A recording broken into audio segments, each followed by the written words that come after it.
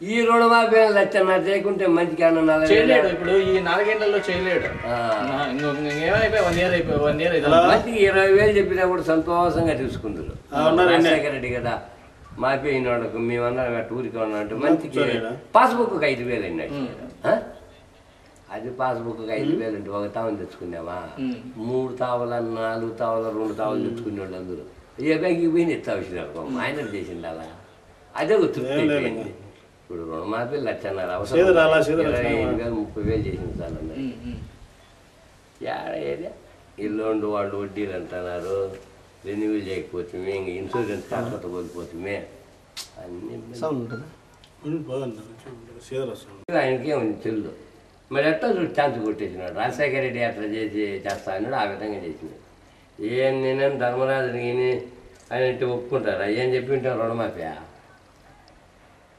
రుణమాఫీ చెప్పకనే కదా ఉదయగోదావరి జిల్లాలు మొత్తం ఎత్తిపోయింది. నేను చేయలేనన్నాడు కదా చెప్పిందల్లా చేస్తా వచ్చినాడు కదా. డబ్బులు చెప్పకపోయినా కూడా 10,000 రూపాయల లోపలని గతంలో చెప్పినాడు. 10,000 రూపాయల లోపల తీసుకున్న వాళ్ళంతా 10,000 ఎత్తులు వెళ్ళిపోయినారు. పాస్ పుస్తకాలు అంతే ఏం రెండో మాట్లాడు అది సార్ ముందు బాయికి మారిపోయినాడు. ముందు భాగాలు బినామీ పేరుతో దొంగవి కూడా ఉన్నాయి. వాళ్ళకి అందరికి ఇచ్చేసినాడు. అది ఎట్లా ఉంటుంది వాళ్ళు బినామీ ఎన్ని వేసినా ధర్మమే కాదు అనలే ఉన్నదే చేయలేదే చేస్తానని చెప్తాన్నాడు. ఏది చంద్రబాబు నాయుడు ఇంకా కనపరాలేదు. రాజశేఖర రెడ్డి చేసేసినాడు.